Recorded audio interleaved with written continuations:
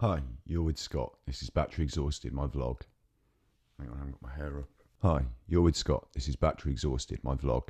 It's midnight. It's always midnight. This is your right ear. This is your left ear.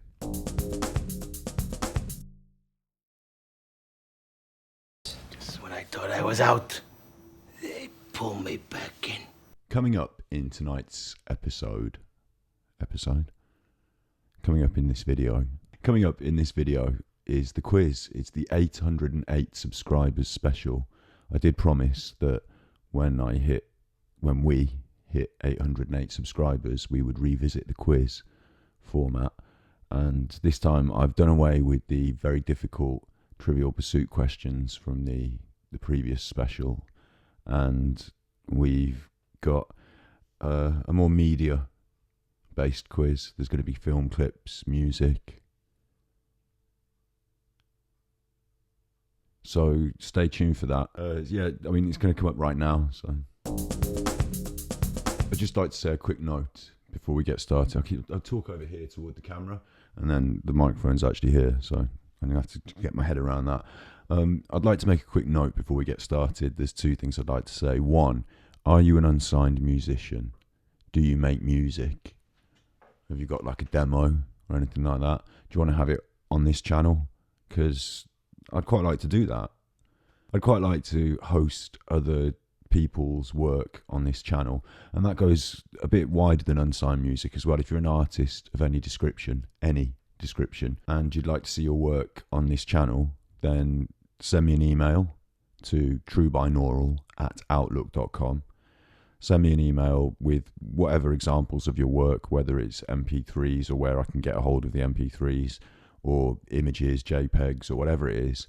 A little bit of a description about what you are and what you're doing, the art, and who you are. And I'll do a little video piece. I'd like to do that as a little series, but it relies on people that watch this channel who are unsigned musicians or undiscovered artists, or discovered artists and discovered musicians, if that's who you are, to send me your work via email, truebinaural@outlook.com. Okay, so get on that. That's a quick little point one, a little plea there. Point number two is that I've been away for a little bit from this channel, and the reason is because I've been writing a film, and it's all written now, but now I'm going into the next phase, which is to struggle to produce it with no money and on my own. And my plan is to gather the materials, the people, the shooting plan, set the locations, to do that over the course of December, and then in January and February to take some weekends, get a crew together, shoot it. It's only a short film. So anyway, that's my little plan, and we can talk more about it in another video, but this one's going to be a quiz, so that's why I haven't been around for a little bit. I wanted to say there's been a slight increase in the amount of troll activity on this channel, and that spurred me on to make another video as well. So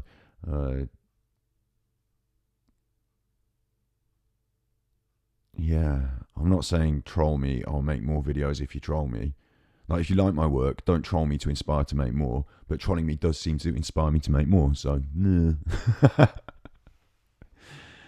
If you're watching this and you hate me. Anyway, let's get on with the quiz, shall we? Let's get on with the quiz. So this is an 808 subscribers special quiz, and what I've done is I'm looking down here at my laptop where I have edited together some little bits and pieces to form the basis of the questions. So let's get on with that. Round one is the music round, and what we're going to do this time with the quiz it's a bit loose. It's a bit of a loose format I've just concocted. We're going to do these music quiz questions first, and I'm going to give you the answer after each one. So I don't know, like last time, I don't know how you want to add up your answers as you go along, whether you want to write them down somewhere or whether you just want to play along, just in your mind. If you do leave comments, then do us all a favour and type some shit so it says read more. And then if people want to read your answers, like if there's spoilers, then they have to click read more. Don't just put the answers in the comments straight up, because then people will be like, oh, what's that in the comments? Oh, no, I'm going to watch the quiz and I already know the answers. And it ruins the quiz, so, No mobile phones. You're going to be you're using your phone now, aren't you, to to watch the quiz on. So probably, and or if you're watching it on a computer, you can use Google. You know, it's only you that you're competing with, really, and everyone else in the world that has the opportunity to watch this video, which will probably add up to about, I don't know, 100 people. So, oh no, we're celebrating 808 subscribers. So the subscriber count, while I've not been making videos, the number of subscribers has been climbing, because what happens on this channel is when I make a video, people unsubscribe when I make more content. So I kind of drive people away. But while I've not been making videos, I've not been driving people away as hard. So 808. So maybe we'll get 808 views. You never know. All the little clips that I'm using in this video are, of course, under fair use copyright. I'm allowed to use them. I'm talking about them. I'm not just openly ripping off their stuff and saying it's mine. It's all fair use copyright. Links to the videos that are relevant in the descriptions below. So don't read the description below because it's going to have all the answers in. So, you know. Although do read the description below when you finish the video. Okay, maybe I should say this at the end of the video. Maybe I am saying it at the end of the video because I can edit this. So, all right. On with the quiz. I can hear you cry. You've been talking shit for ages. So, question 1, right? We're going to do 5 tracks. 5 tracks. And they're backwards. So, question 1 is, and what I've done is I've put pixelated so you can't quite see the music video properly. So, question 1 is, what is this track? Who's it by? What's the name of the track? Simple music-based question, but it's backwards and it's pixelated. So here we go.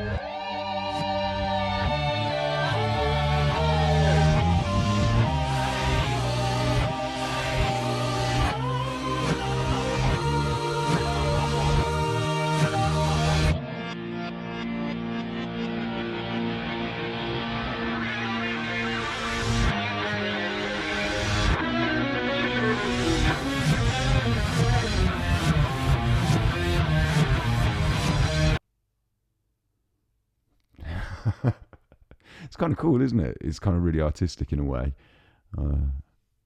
Backwards and pixelated. That was, of course, Queen and Bohemian Rhapsody. I gave you an easy one to start you off.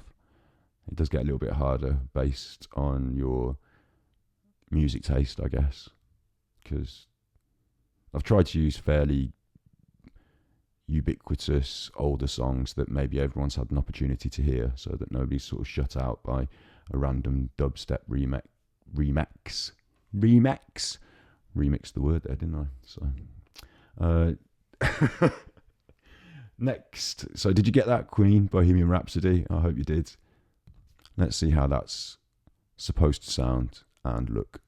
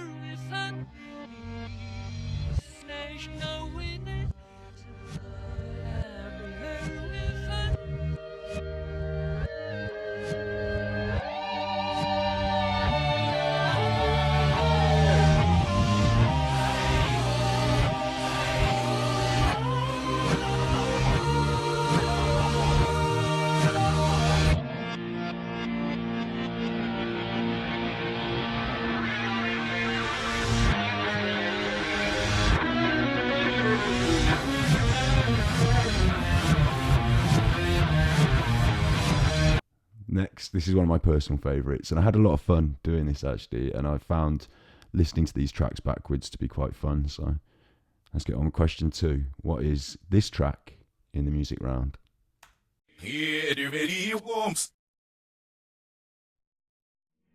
Yeah, what's up? Let's get it off in every book. Yes, I get for who's the guy who's again. I'm up. Yeah, I do fall off, so you would expect I won't give.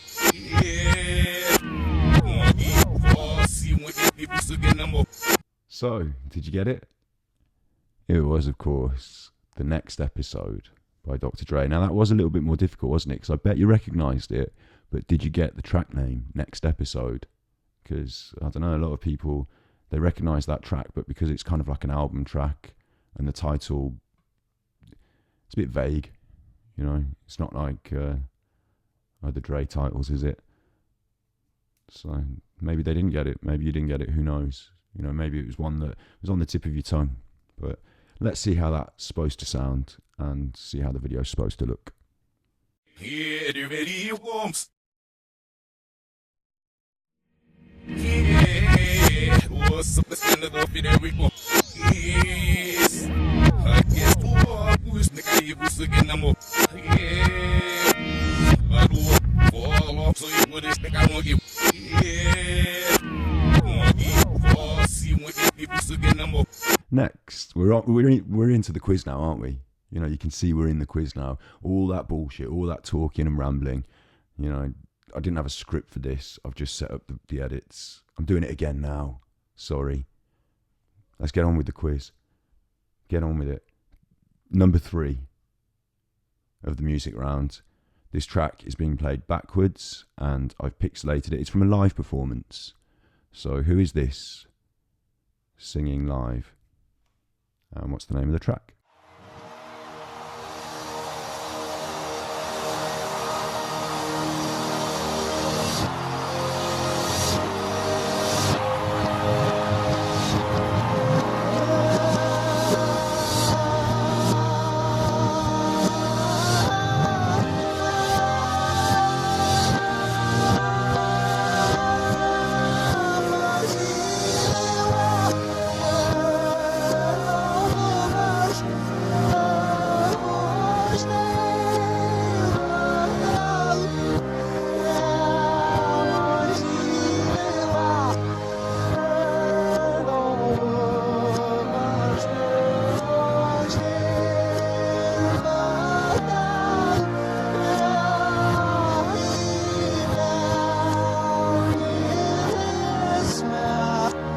Like some kind of weird Monkey Island nightmare, isn't it?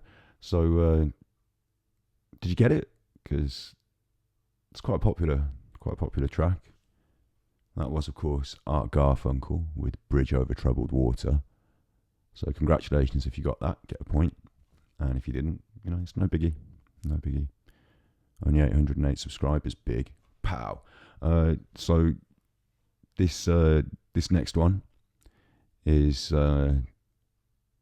Of course, sorry, we've got to find out what that sounded like for real, played forwards. And like I said, it is a live performance. So this is it as it's supposed to be, without the pixelation.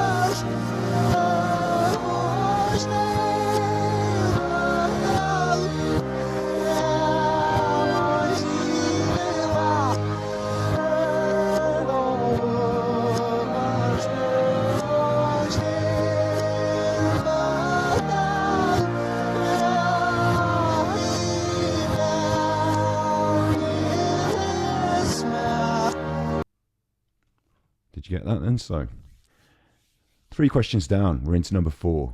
And this one, I'm going to give you a clue because it's quite a tough one.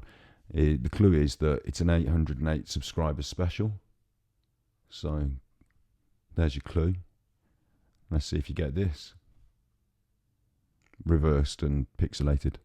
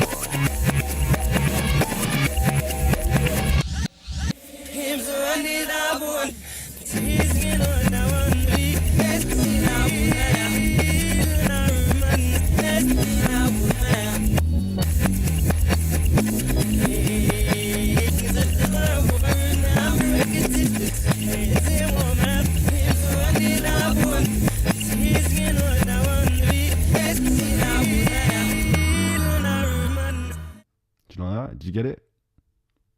It was, of course, 808 State. See, 808 subscriber special, 808 State. It was 808 State and UB40, and it was a track they did called 1 in 10. That was in a kind of like urban jungle techno, early dubplate, old school. Was the we now call it old school, but at the time I don't think they did call it old school. A rave sort of breakbeat remix or original with UB40 featuring on it, and I don't know, it's quite a obscure one, that, so maybe you didn't get it, sorry about that, but we've got to have some tough ones.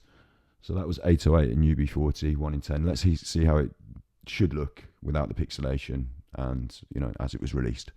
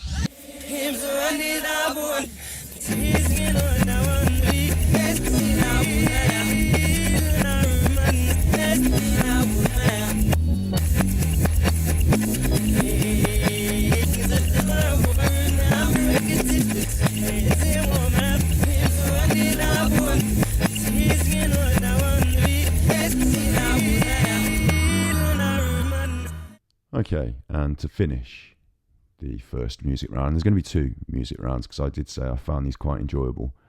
The second music round's coming at the end, so stay tuned for that. So question 5 for the first music round is another track played backwards, pixelated. It's another live performance. See if you get it.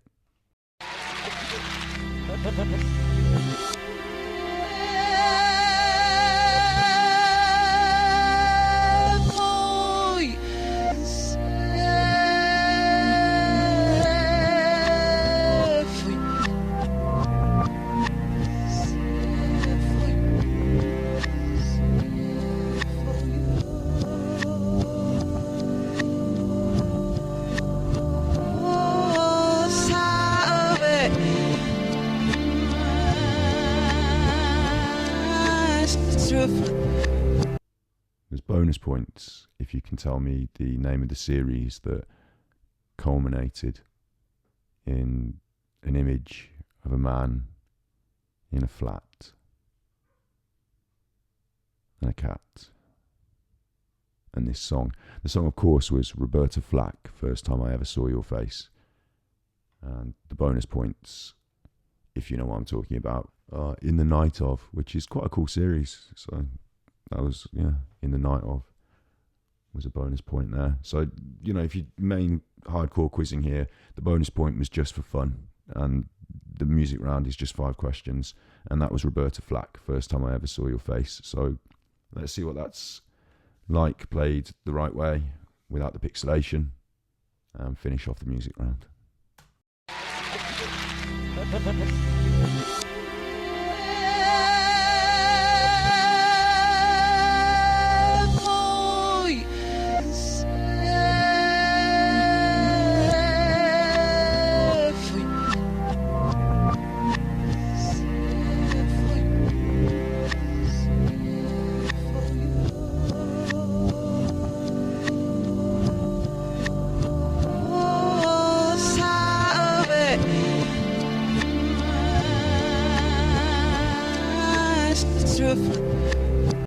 Okay, so music round down. We've got another music round coming up at the end of this video, so stay tuned for that. We're going to now move. I said it was a multimedia sort of quiz, didn't I? So then the next section is the film section, film and some TV. So we're going to have a clip now from a documentary, and I was going to ask 5 questions about this, so we're going to have some fun bonus questions, because I think I got too heavy with the question writing, and I think we should just watch this. And the 2 questions I'm going to ask you, the main 2, are: what are these guys doing? And where are they? You can give me a country for the answer for where are they. You can be a little more specific if you want to be. Let's see what you think. What are they doing? And where are they?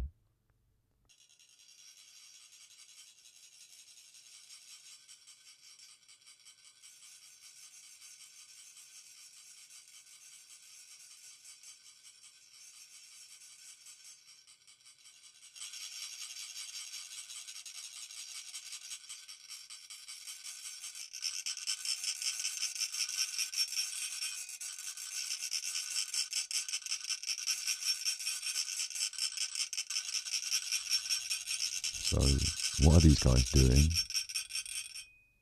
And where are they?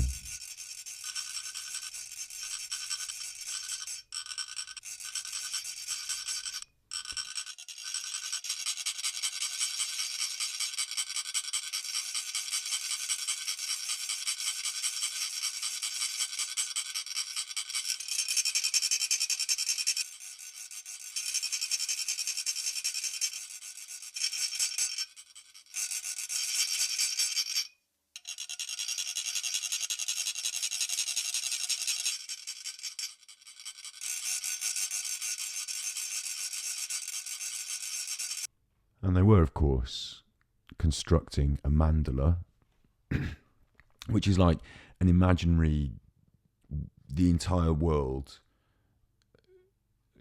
in your head that you can see, that's like reflected back in on itself. And then you make, like, the mandala is just a depiction of the thing that you see in your head. And then you make it out of little bits of sand. It's quite a complicated Buddhist thing. So the documentary, do you know the name of the documentary? These are the bonus points now. Let's reel off my extra questions. The name of the documentary: Wheel of Time. Boom. Where's it being filmed? This is Wheel of Time. That's it. Wheel of Time. And who's it by? Werner Herzog. There you go. There's your 2 bonus points. And where's it being filmed? I'll let the man himself tell you. Since the mandala forms a kind of map of an inner landscape, a vision of a sacred cosmography, we were intrigued to visit the holiest of physical landscapes for Buddhists, Mount Kailash. Mount Kailash is located in western Tibet, and it is equally venerated by Hindus, who consider it to be the seat of Lord Shiva. And now the second of our film questions is another documentary. And the first one, of course, Wheel of Time. So this has got wheels and time as a feature in the title. So see what I did here? I could have drawn this out into some sort of what's the connection round and all that, but you know, by the time I'd edited all these other clips for the video, this was the last thing I was doing, and I just thought, fuck it, let's just get on with it. So what's the name of the film and where is it? And not that oh God, I got it wrong. What are they doing and where are they? Again, they're the two questions I want. What are they doing and where are they? Once I start that bike up, it's like a nervous feeling. My leg starts to shake. It's just a feeling like, what could go wrong this day? This can be my last time on the bike. Maybe police chasing, you may get hurt. I think about everything. I think about everything in the morning. But once I pull off, all that feeling just goes out the window. And it's just me, the world, the bike, and the streets. I've been like them all my life. So I know kids, like every time they see them, they know you. You know exactly your name and all that. And never forget you. Cause I never forgot a person, never. Still know that guy to this day. I was young, his name was Z. I was like 7, 8 years old, he just rode me around the block. Ever since then, I always wanted a bike. I just had to wait till I get older.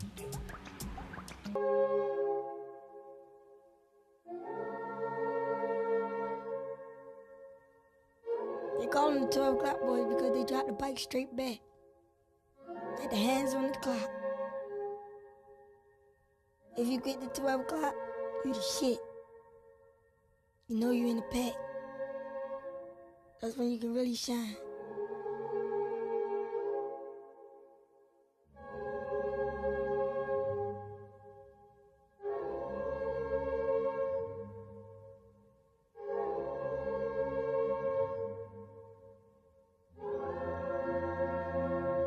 It's a dangerous and illegal Baltimore tradition. Dirt bikes on city streets. Weaving through traffic, 20 people riding through Baltimore City streets YouTube here. sensations post their renegade riding online. Police have a no-chase policy to prevent accidents. Outraged at the recklessness of the city's dirt bike boy is in the hospital. Freewheeling dirt bikers on the street could create more danger this spring.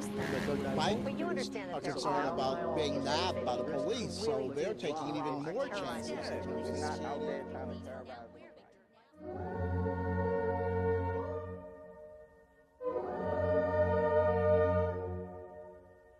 Did you get that? Have you seen it? Do you know what it is? It's bonus points for the name of the documentary. 12 O'Clock Boys. What's the name of the main character, the young lad? Bonus point there. Quite a toughie. Even if you've seen it, it's quite tough to just rattle off these pieces of information, isn't it? His name was Pug. So I don't know if that's his real given name, but Pug. And what were they doing? They're riding dirt bikes anywhere in that general area. I mean, you could see that from the images, couldn't you? But I think it's called something like a ride out or something like that, where groups of people gather together. It's, I guess, a bit like an old motorbike gang sort of culture, but the culture's quite different. But you know, the visual demonstration of guys getting together on motorbikes to ride up and down the street on a Sunday or whatever, that's what they're doing. So not just riding motorbikes, but in that sort of cultural group way. I'm going to refrain from saying gang because, you know, it's not like in America you've got gang culture, and it's not like gang culture. It's something a lot more positive in a way. There's a debate about it. It's in the movie 12 O'Clock Boys. Where are they was the other question for this section, and they're in Baltimore, Maryland, USA. So they call it Bodymore Murderland, don't they? But Baltimore in the US of A. So if you'd said any of those things, you can get varying degrees of accuracy and score yourself based on that. Now, something that should be quite popular, even amongst the trolls, is a little section I like to call the movie quotes round. So we've got, I'm not just bigging myself up here, but I could have just got any old movie quotes. But what I've done is I've got 3 little clips, and they're the same quotes, or they're supposed to be, but they're from 3 different pieces of media. So in each clip, what I want from you in the quiz context is to tell me who the actor is, what the film is, or TV show, and what their character's called. So 3 nuggets of information, and even the most ardent film buff should find this increasing in very... should find it's going to be a little bit difficult for everyone in different ways. So let's see how this goes. Clip 1. Just when I thought I was out, they pulled me back in. Quite sure there. Who's that? That's the original. Who's that? The actor? Do you know? Al Pacino. Do you know what film he's in? Now, I know a lot of people are going to have a pretty good guess at this, but 1, 2, or 3. It's The Godfather Part 3. And what's the character's name? You should know this, shouldn't you? It should just be on the tip of your tongue. But have you got that? I can see some of you coming up with the goods here, but others, just like me, were like, hang on, I know this, but what's his name? It's Don Michael Corleone. You could have just had Michael Corleone, but Don Michael Corleone, because by this point he's the Don, isn't he? So that was that. Let's see it again, but with a different actor in a different piece of media. So I want the name of the series, the name of the actor, and the character he plays. So, cheer me up, babe. Just when I thought I was out, they pulled me back in. Huh? Pacino. Fucking spitting at me. Well, no, it's not Pacino, is it? So let's see if you know this one. 3 points on offer here. Do you know the actor? It's quite tough, isn't it? It's quite tough. The actor is Steven Van Zandt. And I had to find this out on the internet, and I've written it down on my computer, so that's why I'm looking over here. Steven Van Zandt. Z-Zan-D-T. Zandt. So, max, mega respect if you got that. I don't know, respect. I don't know if... Just good on you if you got that, yeah. And the series, of course, was The Sopranos. Yeah, we all got that. But who was he playing? What was the name of the character? And do you know the surname? Because he does have a surname. I don't know if you ever get told it in the series. I'll have to rewatch it all now. I have a sense of obsessive compulsive guilt that I didn't know the answer to that minor little information deviation. So his name is Silvio Dante. So Silvio, yeah, Silvio, but Silvio Dante. So got a little bit harder there, didn't it? Let's hear that line said for a third time by a different actor in a different piece. And this should be a little bit easier for some. But again, I'm looking for all three. I'm looking for all 3 parts of the answer: the actor, the character, and the series. You can't break up with her now. Her life is shattered. You got her fired. You got to be there for her. What? You got to at least wait until she gets another job. Another job? Couple of interviews. Oh, this is unbelievable. I'm stuck. Every time I think I'm out, they pull me back in. Yep, he got it slightly wrong, but maybe that was for legal reasons. I don't know. But who was he? Let's do it in reverse order of what I think is difficult. The name of the series was Seinfeld, yeah. And the name of the character is George, yeah, George Costanza. George Costanza. George Costanza.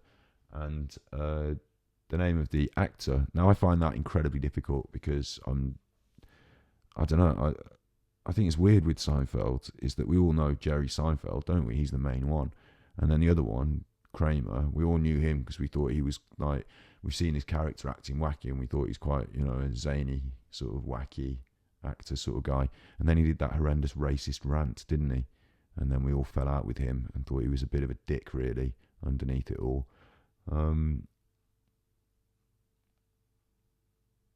Or maybe I got him wrong. Maybe I'm just judging off something I've seen on the internet. Who knows? So anyway, George, he's just like the third one. Who's the guy that plays George? I'll tell you, if you got it, congratulations. You've just listened to me rattle on about something boring. This is Jason Alexander.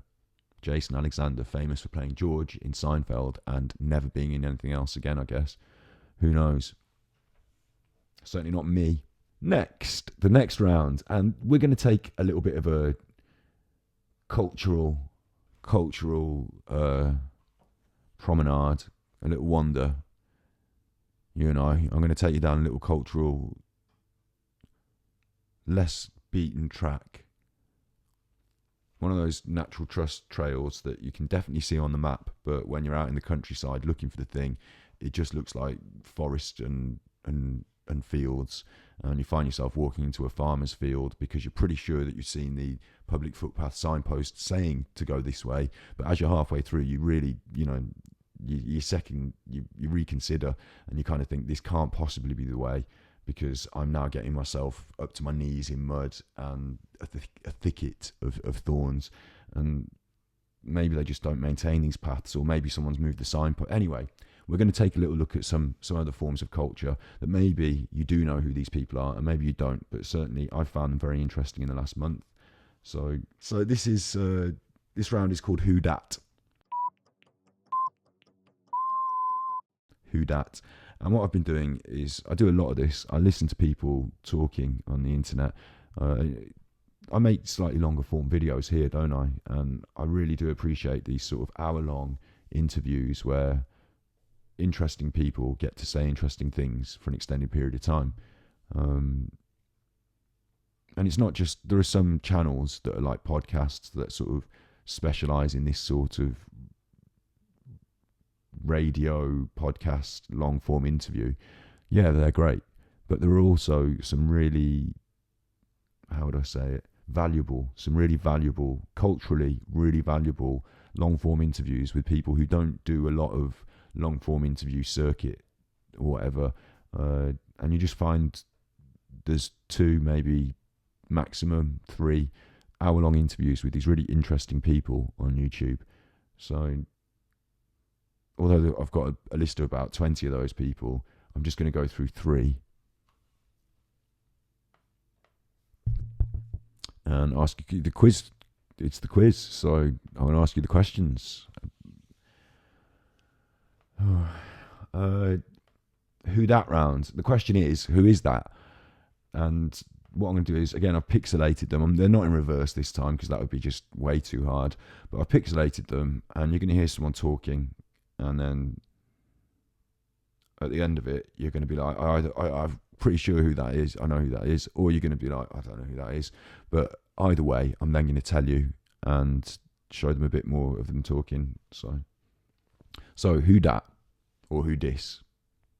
Particularly after our dealings with the people, with some of the producers on, or a producer at least, on the League of Extraordinary Gentlemen film, we were both completely sick of the way that people in that industry tended to behave, which, if anything, was worse than people in the comics industry, and that's pretty bad. Well, what I decided to do was, I thought, all right, at this point, I do not want my name on any more films. I do not want any money from any more films. Within a couple of weeks of saying that, I had somebody from DC phone up to tell me the good news that they were making the Constantine film with Keanu Reeves, and so there was a little bit of money that would be going to the creators. So I said, well, look, I don't want my name to go on it. I want the money to be distributed amongst the artists. That's quite a lot of money, though, wasn't it? It was 75 grand or something like that. And so I said, share that out amongst the artists, and particularly make sure that Rick Veitch gets a cut that brings him up to the same as everybody else, because he wasn't going to get anything at all, and he was the person who first drew John Constantine back in his first Swamp Thing appearance. So I did all that, And it all seemed to go all right. Then they announced that there was going to be a V for Vendetta film. And I said, fine, send the money to the artist and take my name off the film. So did you get that? Do you know who that is? It is, of course, I'm going to call him an author or an artist. I'm going to say artist, I guess, magician, Alan Moore, who is responsible for writing comics, lots of media that you may recognise from mainstream films, that he, as he was saying, is trying to distance himself from. And his stories are really interesting. He grew up in a working class environment in the centre of England, and he developed a skill, a talent of storytelling. He wrote these impressive works and then has kind of rejected the sort of fame and fortune that could go with it in favour of pursuing a career of culturally really interesting work based in magic and writing. So just, yeah, that's Alan Moore. Basically, all of our culture today is taking place among the dismembered remains of magic. That basically magic is the root of all culture. Yeah.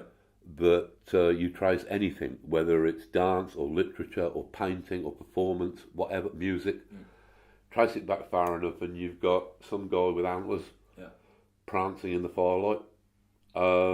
This is the magical origins of all culture. Yeah. Then when you get urban settlement for the first time, you have got a situation where people they no longer have to grow their own food to survive, so they can specialise. Yeah. So some of them specialise as priests, which removes magic's spiritual function to a degree. Okay. Some of them specialise as those notorious bastards, writers, artists and musicians, which takes away a lot of magic's function as the dispenser of visions. All right, magic has still got quite a bit going for it. There'll be viziers as well that will take away magic's political function, where previously the shaman or wise man would have been advising the tribal leader. Sure. But that still leaves magic with all of what could be called natural science, all medicine, access to the inner world, things like that. This more or less lasts until the Renaissance, when you get science moving into its ascendancy, and science and medicine are divorced from magic. So, after you've done the whole quiz, and, you know, this round, who this, who that, you know, there's only 1 point for each one of these, but they're pretty big points, because, like, I suppose it's, I don't know, you either know it or you don't, do you? So, I don't know. Well, there's some clues as to who they are, aren't there, in what he was saying, the content, the stuff he was talking about. There's some clues there, aren't there? So, anyway, let's see who this fella is. See if you know who this fella is. Who this? The phenomena that we're seeing here is generalized rage. So, for example, take the current primaries, which are interesting, not because of their substantive content, but because of what's happening. Take Donald Trump. He's a clown, literally. Could be in the circus. He's getting huge support from people who are angry at everything, mostly white males, working class, middle class, poor white males, and their wives and traditional families. They are furious about everything. Everything's been taken away from them. There's no economic growth for them. There is for other people. The institutions are all against them. There's concern, deep concern, that they're losing their country because they, generalized they, are taking it away from us. That goes back to a strong nativist tradition in the United States.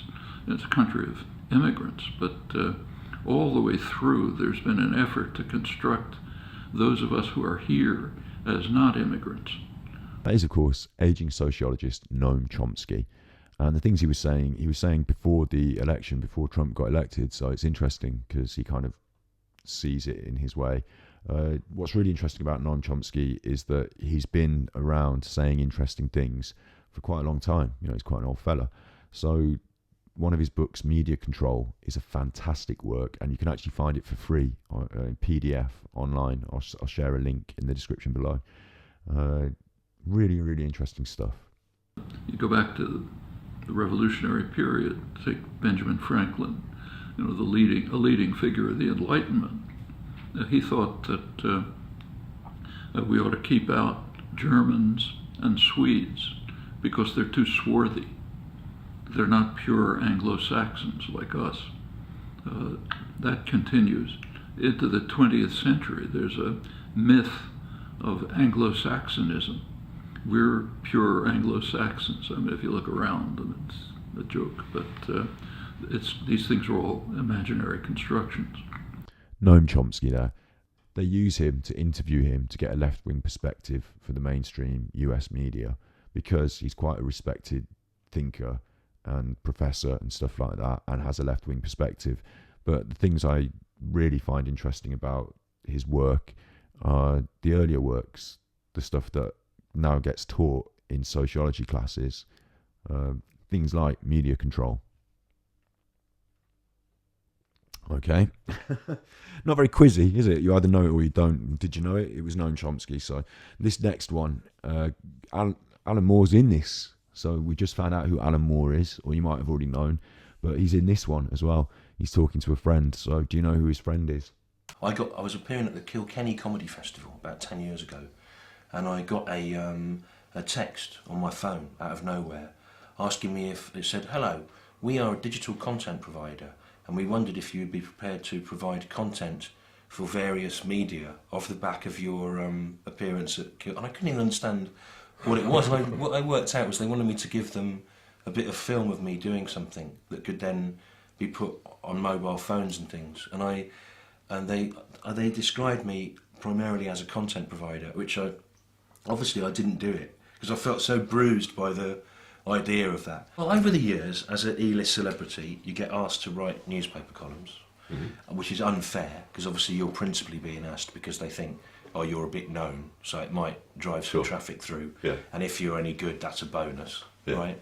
And then about 5 or 6 years ago, I suddenly had a bit of a breakthrough on how to do them, which was, in my mind, I thought I'll try and write as if I'm trying to get sacked, as if this is the last column you'd be asked to do.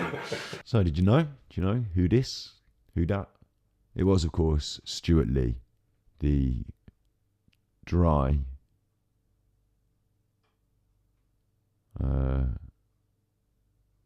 hard to define comedian. He doesn't really, if you don't know who Stewart Lee is, check out his work on YouTube, but there's loads of these little clips where they're just like 3 minutes, 2 minutes, and he's not the sort of comedian that does like a 2-minute joke reel. What he's set his act is, the way it works is he's written it as like an hour-long, a half-hour-long piece, and so you sort of have to watch from the start to the finish to appreciate how it all works. And there's a lot of overt but covert going on. Just in the way he's just described his writing for the Guardian newspaper, which has become his new book, Content Provider. Let's listen to a bit more. You know, we're encouraged, aren't we, to spend a lot of time talking about, oh, you know, what did you mean by this? Why did you do it? Well, with these, it's because on the Wednesday they would ask me, what are you writing about? And I had to file them by Friday morning. And then I thought, there's the parameters. It's 1,100 words. What can you do with it? And that's the fun of it, which is probably something you've had with superhero strips, is people know what the rules are. So how can you mess around with it and still, on some level, deliver something that's supposedly a newspaper column, but you've messed about with it? It's obviously a different audience to your stand-up. Well, that's the fun of it, is it goes out to all these people, and then you sort of, part of the fun of writing columns for the newspapers, you think people sort of stumble across this in the middle of all this other stuff, and what will they think of it? And so, you know, it's the element of surprise. Also, there's a lot more sort of scatology and stuff about and sort of just filth in these, than I would doing the stand-up, because I like the idea that on a Sunday morning someone's just stumbled across an article about a turd that has the face of Tony Blair, and they've read it at 9 o'clock in the morning and gone, what's that? So that's Stewart Lee. Did you get that? That's another point. And if you do find his work on YouTube, I urge you to use the filters to search for long videos and watch the long ones that take ages but are far more valuable, far more interesting, and you get a lot more out of it by putting that little bit of effort in. Well, it's not really effort, is it? You just have to listen. I don't know if you can actively put any effort into listening. I don't know if you can sort of, I don't know, stretch your ears, can you? You don't need to like, I'm listening harder. Like, you know, you can't. It just happens, doesn't it? You just hear things. So have a go at that. This next one, that's all moving. I mean, you can hear it moving. This next one is a really interesting character, and I do listen to lots of different stuff on YouTube, ranging from Charles Manson rambling from his prison cell to Stewart Lee rambling from his own self-made luxury prison cell. See what I did there? See what I did? I don't know. Anyway, so this guy, he may not seem like a social hero, and you may see the connection in this round that the people I've sort of selected are kind of socially progressive people who have ideas that I find noble to share. But this guy does have a noble attitude and idea to share because he's lived a life of, I'm going to say criminality, but you've got to remember crime's kind of enforced on certain people because crime is a social construct. What we say is a crime is a crime. And if you're growing up in poverty and you're of limited options, then it's a hard road. I'm just going to say that. And so this guy might have done some questionable things in his life, but has a really good attitude to it now. So who is this? Who this? Who that? This round? Who is this? It's even like in the gangs today, man. You know, like all these young kids getting murdered, and it ain't really no money in the streets, but people are getting murdered in cold blood every fucking day from gang violence. For what? You got shot up pretty badly, lost family members, lost friends, constantly being looked at as, you know, a drug dealer. That's it, that's all. That hurts. You feel me? Mm-hmm. When you move into a community and when you first get there, you're like, cool, somewhere peace. But then when someone in the community find out who you are, now the whole community sign a petition to get you out of there in fear of their lives. People don't see that part of the game. You understand? So it's weird, bro. It's weird. You looking at a lot of cats, yo, I'm Ace, I'm out, you know, but you're not really seeing, like, damn, bro. You gotta stay low. You know, your life is in jeopardy every fucking day. Yeah. Cause you don't know who's who. Right, old beefs and you know, so this forth. Not even old beefs, man. It's like, you don't know, man. You don't know, because truth alone could get you murdered, bro. People don't want you to tell the truth, man. Yeah. And you trying to do it to help save a generation. They don't want that. Do you know? It is, of course, Aize Faison. Aize Faison.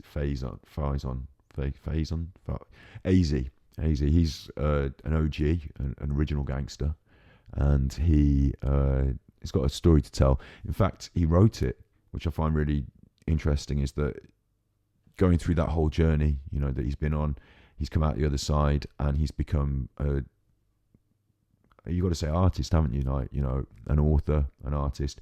He wrote his story with an intent to educate, to stop other people going down a path that he now sees as destructive. So that's quite honourable. And it got turned into a film called Paid in Full. And quite ironically, it got turned into a film called Paid in Full. You know what's hot on the streets, man.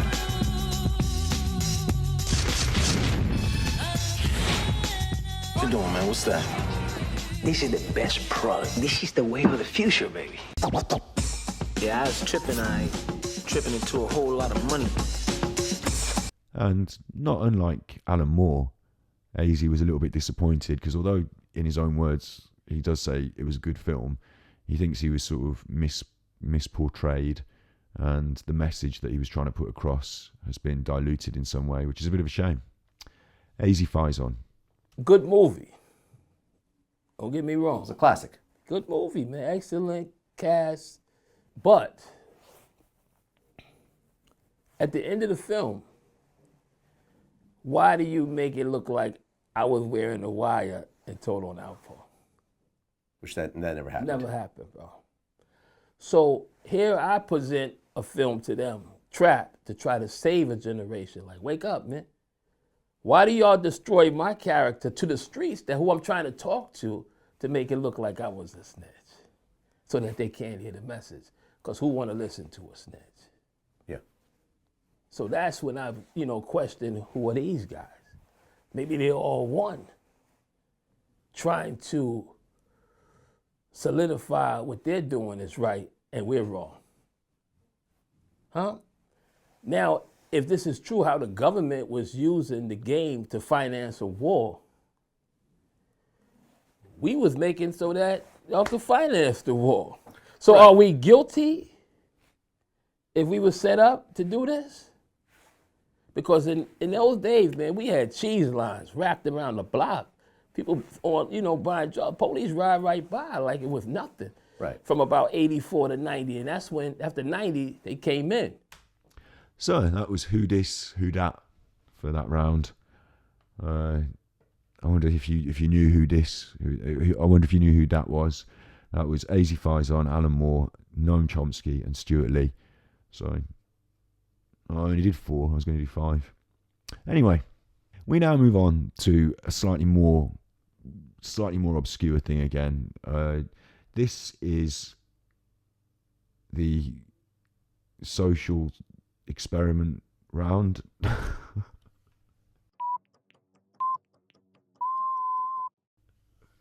Now listen, if you watch YouTube, you're aware of people that do social experiments, aren't you? Like idiots. What's up, guys? I'm Joey Salas, and in today's society, there are child predators lurking all over the internet. They prey on young women into having sexual relationships with them and even doing other stuff. Like idiot people who have moved from pranks into what they call social experiments. They're not social experiments. They're just like idiot people just doing stuff with a camera. A real social experiment, I've said this before, I think, a real social experiment has a hypothesis, a premise, and some weight of scientific, analytic thinking behind it. So in the early days of the social science, sociology, there was a really interesting social experiment. We're going to have a little watch of a chopped up video that I chopped up about it, and then we're going to ask some questions at the end, aren't we? So it's a quiz at the end of the day. This is one of those, you could call it, I don't know what you could call it. It's got elements of memory, there are some elements here of recall. There are some questions that you're just going to find out by watching the little piece, but others that you might have to know a bit more about it. So let's see if you do know about it and what it is. I think I've done all right there introducing that. It is May 1962. An experiment is being conducted in the Elegant Interaction Laboratory at Yale University. The subjects are 40 males between the ages of 20 and 50 residing in the greater New Haven area. Psychologists have developed several theories to explain how people learn. One theory is that people learn things correctly whenever they get punished for making a mistake. Would you open those and tell me which of you is which, please? Teacher. Learn. All right, now the next thing we'll have to do is set the learner up so that he can get some sort of punishment. Would you roll up your right sleeve, please? This electrode is connected to the shock generator in the next room. And this electrode paste is to provide a good contact to avoid any blister or burn. Do you have any questions now before we go into the next room? About 2 years ago, I was at the Veterans Hospital in West Haven. And while there, they detected a heart condition. There's nothing serious, but as long as I'm having these shocks, how strong are they? How dangerous are they? Well, no, although they may be painful, they're not dangerous. Anything else? No, that's all. All right, teacher, would you take the test and be seated in front of the shock generator, please, in the next room? The victim was an accomplice of the experiment. The victim, according to plan, provided many wrong answers. His verbal responses were standardized on tape, and each protest was coordinated to a particular voltage level on the shock generator. Now, as teacher, you were seated in front of this impressive-looking instrument, the shock generator. Its essential feature is a line of switches that goes from 15 volts to 450 volts, and a set of verbal designations that goes from slight shock to moderate shock, strong shock, very strong shock, intense shock, extreme intensity shock, and finally XXX, danger severe shock. Your job, the experimenter explains to you, is a word pair test. If he gets each answer correctly, fine, you move on to the next pair. But if he makes a mistake, you are instructed to give him an electric shock, starting with 15 volts. And you increase the shock 1 step on each error. Incorrect. You'll now get a shock of 105. Hard hit. Just how far can you go in this thing? As far as is necessary. Incorrect. 150 volts. Sad face. Wait a minute. That's all. Get me out of here. I told you I had heart trouble. My heart's starting to bother me now. It's absolutely essential that you continue. You got no other choice, teacher. Oh, I have a lot of choices. My number one choice is that I wouldn't go on if I thought he was being harmed. Now, this man makes disobedience seem a very rational and simple deed. Now, other subjects respond quite differently to the experimenter's authority. Wrong. It's hair. 75 volts, Jim. You don't know that. Please continue. 50 volts. Experimenter. That's all. Get me out of here. I told you I had heart trouble. My heart's starting to bother me now. Get me out of here, please. Let me out of here. You have no right to keep me here. Let me out. Let me out of here. Let me out. Continue, please. Let me out of here. My heart's bothering me. Let Go me on. out. Let me out. Responsible for it. This will be at 3:30.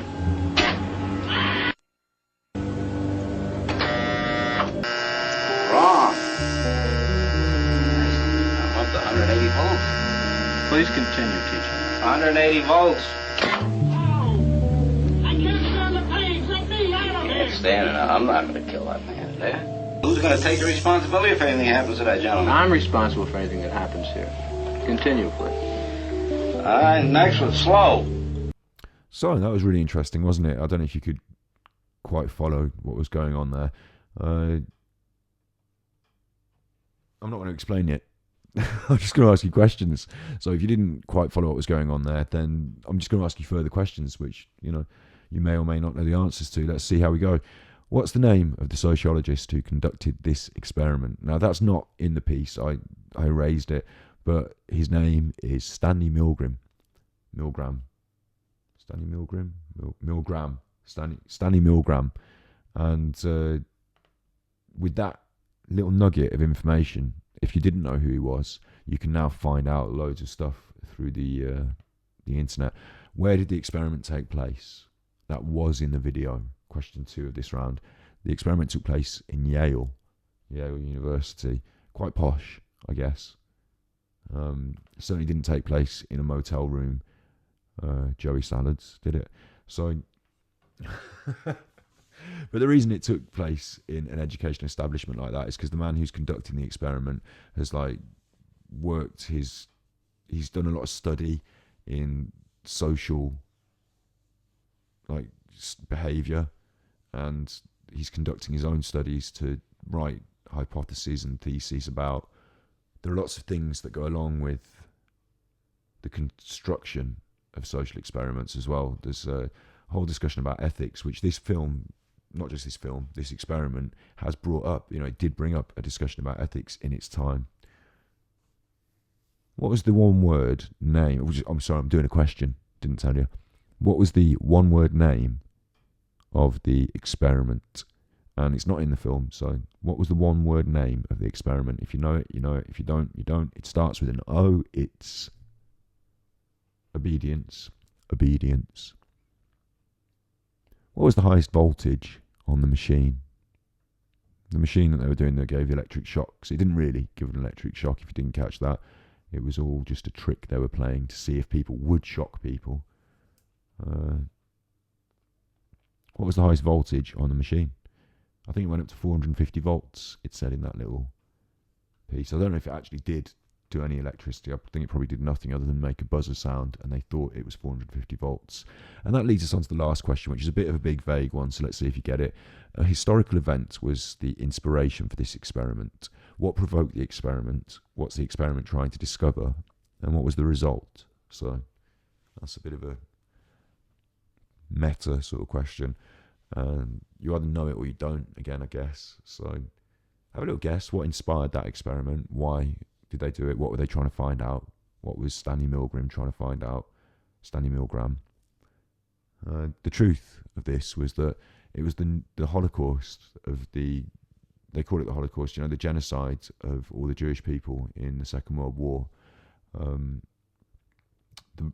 After that had happened, Stanley Milgram, I think he was Jewish, and he's in America, and he wanted to know how did people go along with this? How did normal people become soldiers and guards and ferry? I'm not joking there. I made a funny mess up with my words, but this is not something you should joke about, really, is it? How did normal people become the brutal oppressors, putting people on trains, taking them to their death, killing them? How did they all end up doing this? Because they seem like decent, normal people not too long before this. So, and what he found out, what the experiment was trying to discover was how they did that. What was the result? The result was that he basically inferred or extrapolated that people will follow orders as long as they can defer responsibility. Dog's got to go out now. 150 volts. That's it. Now continue using the last switch on the board, please. The 450 switch for each wrong answer. Continue, please. I'm not getting no answer. Don't the man's health mean anything? Whether the learner likes it or not, we must... But he might be dead in there. Milgram made the point, I think very effectively, that the Nazis weren't all a bunch of psychopaths at Belsen and Dachau. A death camp from the middle class in New Haven. Well, who was actually pushing the switch? I was. But he kept insisting. I told him no, but he said, it's got to keep going. What kind of obedience would Milgram get today if he were to do the experiment today? Probably about the same. Probably about the same. Why? I don't know. I think people are just inherently obedient. It just really shows how far human beings will go to appease what they perceive to be an authority figure. Milgram has identified one of the constants, one of the universals of social behavior. The readiness to obey authority cuts across time. It's a constant. The other outstanding and distinctive thing about the obedience experiment is how much it has and keeps on permeating contemporary culture and thought. It's still with us in very, very important ways. So what did Stanley Milgram find out was that people will follow orders and do quite bad things. Quite bad. I mean, really horrendous things. As long as they can defer responsibility, saying, I'm just doing what I'm told. There's a chain of command, and they might start off by doing sort of small bad things they're not too worried about. Okay, I'll do that. It's not quite up my street, but I'll do it. And then they move on to doing slightly worse things and worse things until by the end of it, the boss tells them to do some really horrendous things, and they do it. So that's what they kind of find out through that study. Interesting stuff. Bit of a weird quiz round. So let's get on with the final music round. So let's finish off this catastrophic quiz with another car crash of a music round. This is exactly the same thing. They're played backwards and they're pixelated, and you have to guess what they are. So should be fun, shouldn't it? This bit is actually quite fun. And before I say this, if you do like music videos played backwards, check out this YouTube channel where you can find music videos played backwards. I think I'll put a click linked maybe, or maybe in the description below, or whatever. So, the last 5 questions. Question 1 of music round number 2.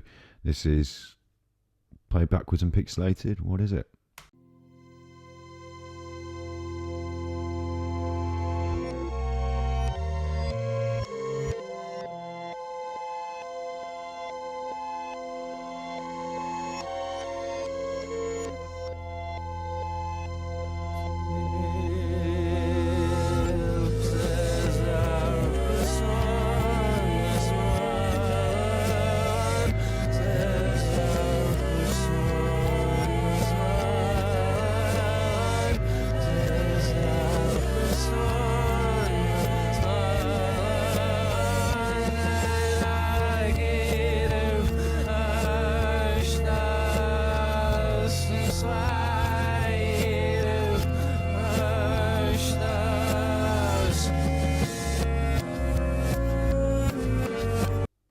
No surprises there then.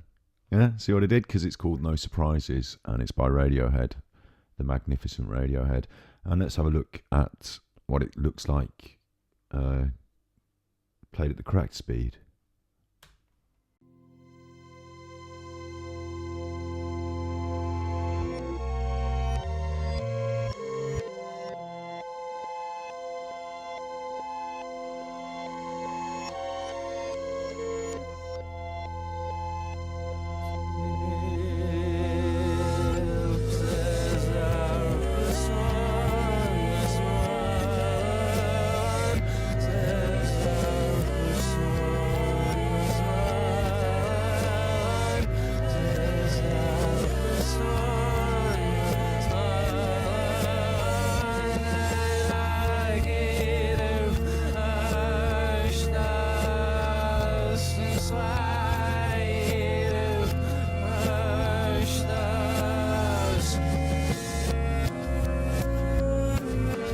Next one. This is a bit of an 80s one, so let's see how you do with an 80s selection that's played in reverse and pixelated. So it makes it harder for you to guess what it is. Let's see.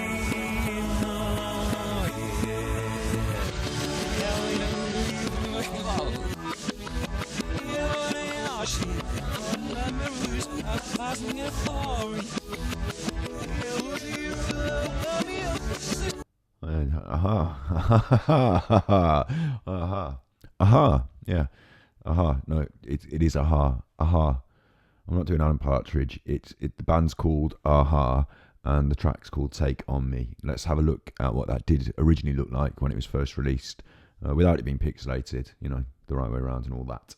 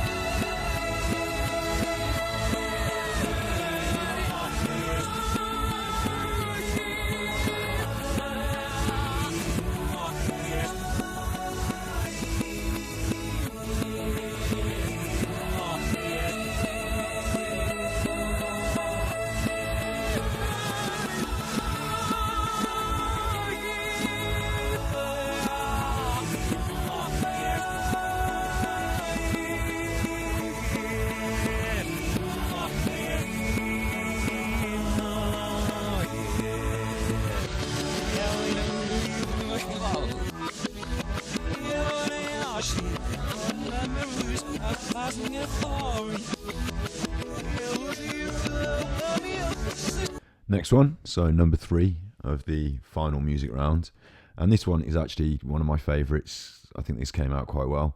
So let's see it in reverse and pixelated and see if you can guess who it is and what the track is.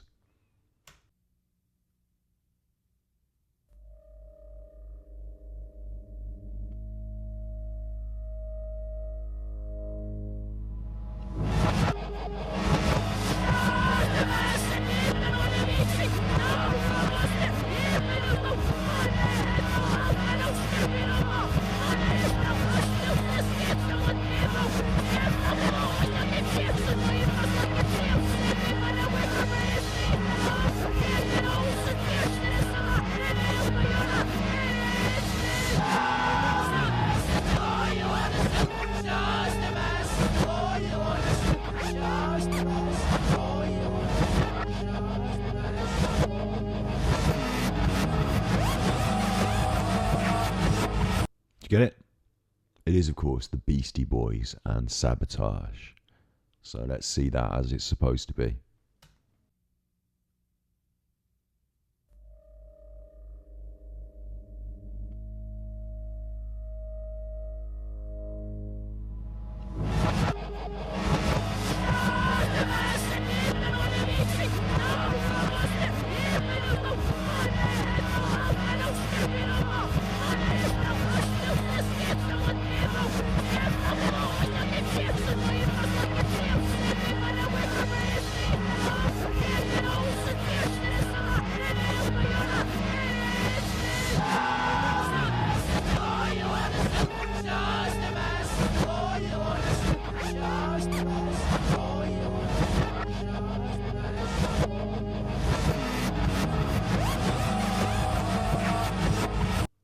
One more now, so I think this is number 4. This one, it's quite obvious actually, and it was an obvious choice for reversing and playing backwards for you. So let's have a look at it pixelated first and see if you can guess what it is.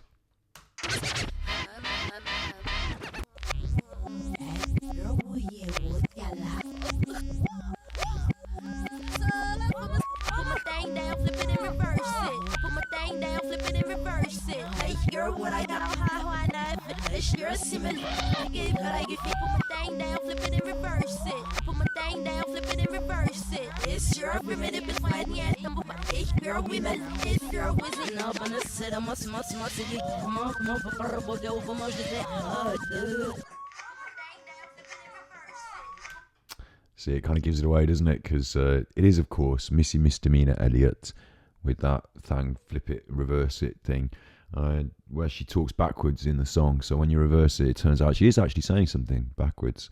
Let's have a look at it as it's supposed to be.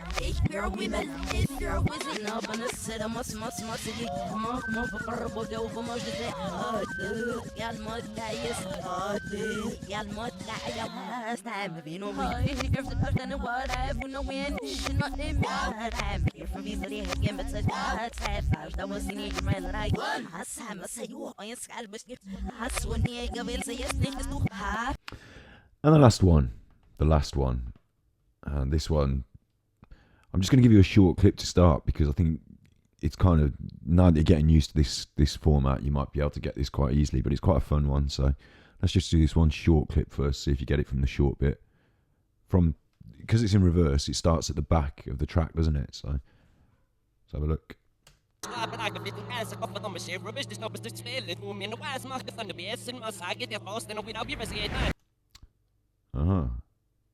So who's that? What track was it? Need a little bit more. Let's have a look at the whole thing. You know, a bit of a chunk played backwards, pixelated.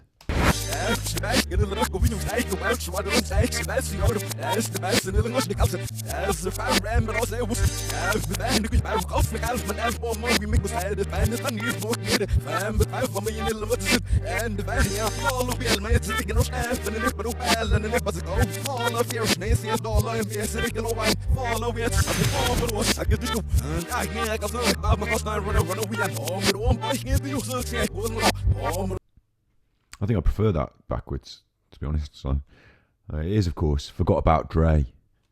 We didn't forget about Dre. I put him in here twice. So let's see that as it was originally intended.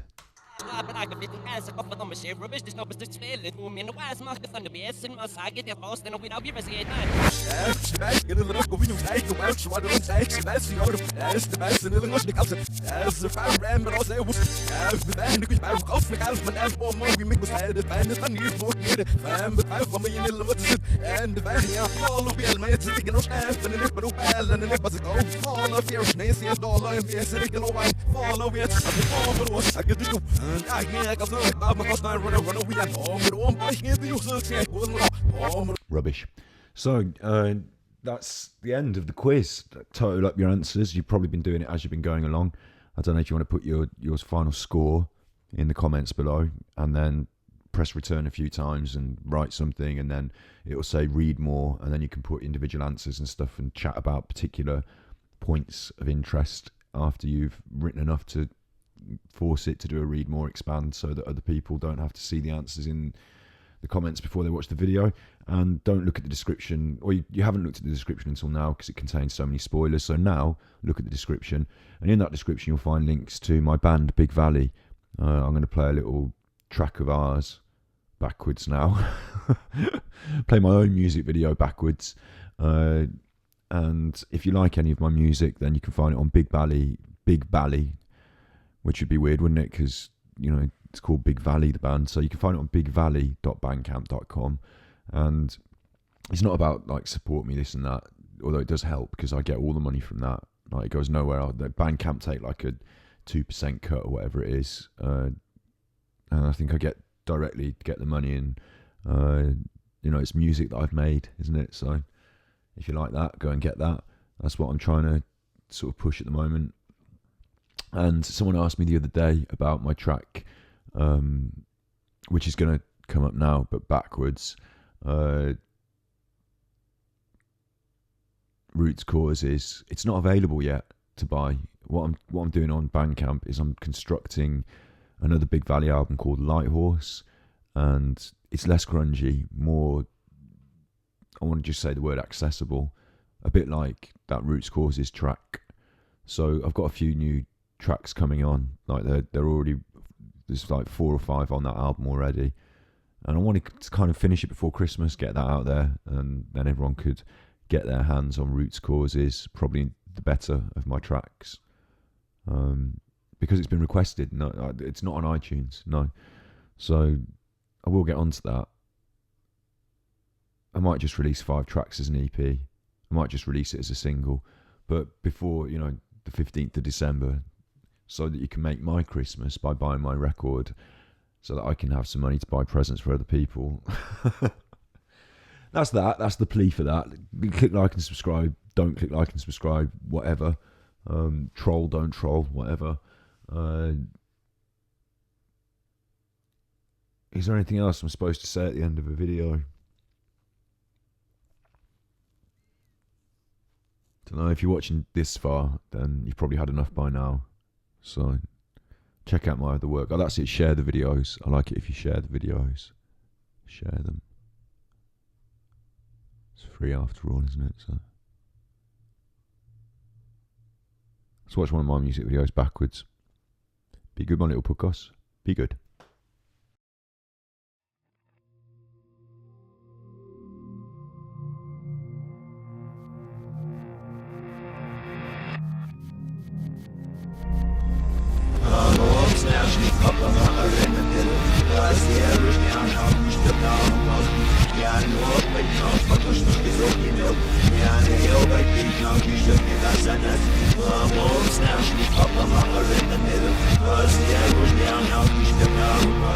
Yeah,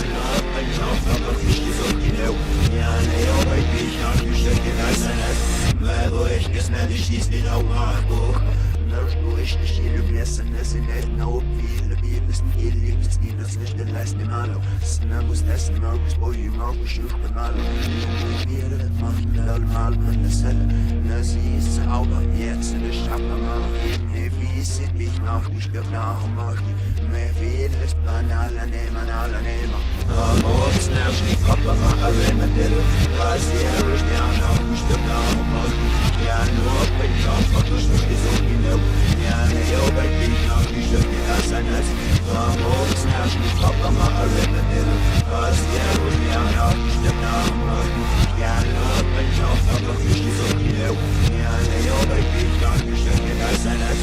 Aber ob's nervt, die Papa, mach alle mit dir, was ihr euch ja noch, ich glaub nach, mach Sös njale ja på skand vi hade av man Has njale så var snuft bäst still på så var uppe Till vi bestiller bra bäst det is man det is det behille bäst det over vi vi häst bara så det är alla mal för jag bäst det hade men nu vet jag all vi Amor snärt ni pappa ma arena nilo Las jag vill jag nog bäst det ja nog på jag för det är så genau ja jag vet inte nog bäst det das Netz, aber es nervt mich, Papa, mach arena nilo Was ihr und ja noch nicht getan macht Ja, noch bin ich auf, aber ich stehe so genau Ja, ne, aber ich bin noch geschenkt, das Netz Mehr will ist man alle nehmen Mehr will ist man alle nehmen